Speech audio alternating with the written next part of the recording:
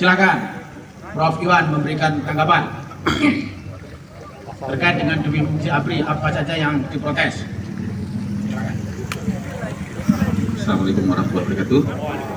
Terima kasih teman-teman wartawan atas kehadirannya. Saya sedikit memberikan eksplanasi dari pernyataan yang sudah disampaikan. Sebetulnya ini kan persoalan yang sudah dibahas di masa reformasi ya. Prinsipnya menurut pasal 30 Undang-Undang Dasar 1945, TNI itu adalah lembaga yang diberi kewenangan untuk menjaga pertahanan dan keamanan negara. Prinsipnya.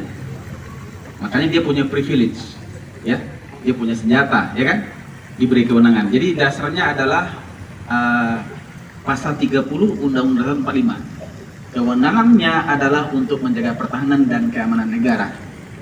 Kalau tentara itu mau masuk ke wilayah sipil, menjadi pejabat di kementerian, harusnya dia meninggalkan jabatannya sebagai TNI. Seperti contoh, AHY itu mundur dari dunia militer ketika dia mau maju ke dunia politik. Kalau seandainya tentara ingin masuk ke dunia sipil, maka dia harus menanggalkan seragam dan senjatanya. Karena kita tidak bisa berdemokrasi kalau kita kemudian berdiskusi tapi yang satu memegang senjata. Yaitu prinsipnya. Jadi seharusnya kan tentara ini profesional, dan itulah yang dimaksud oleh pasal 30 Undang-Undang Dasar 1945. Yang kedua, kita ingin tentaranya profesional. Ya, tentara semuanya kita profesional, dosen dituntut profesional, polisi juga sama itu. Seharusnya polisi juga kalau dia masuk wilayah sipil, dia tanggalkan tuh seragam dan senjatanya. Demokrasi nggak bisa kita bangun kalau yang satu pegang senjata, ya nggak? Yang ada adalah ketakutan, ya. Transparansi nggak akan bisa berjalan, akuntabilitas ya akan berjalan karena yang satunya pegang senjata. Saya kira itu poinnya yang intinya.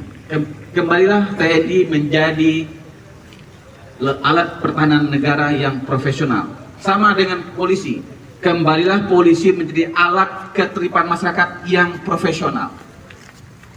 Terima kasih. Ada tuntutan seskap tadi juga melakukan. Indonesia ini sedang baik-baik saja, tidak sedang baik-baik saja, yaitu terjadi ancaman dari berbagai hal yang datang dari negara lain, bukan datang dari negaranya sendiri. Oleh karena itu, perkuatlah profesionalisme tentara, bukan kemudian terlibat langsung dalam urusan-urusan sipil.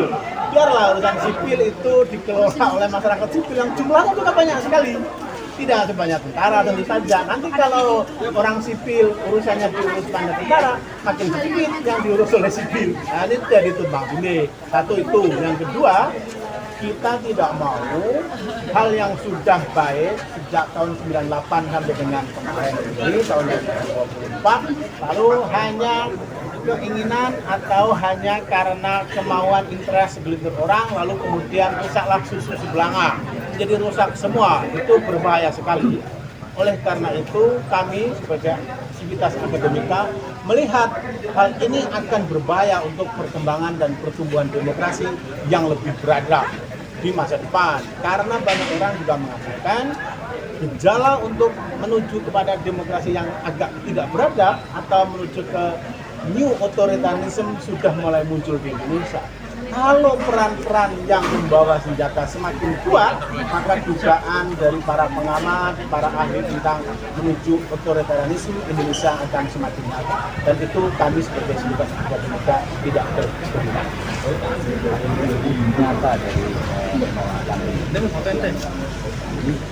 Tadi melakukan judicial review dan kemudian kita berharap kemudian tidak menandatangani walaupun tidak disahkan oleh DPR, sehingga ada perpres untuk pembatalan terhadap undang-undang TNI. Menurut saya itu yang paling bijak dilakukan oleh Pak.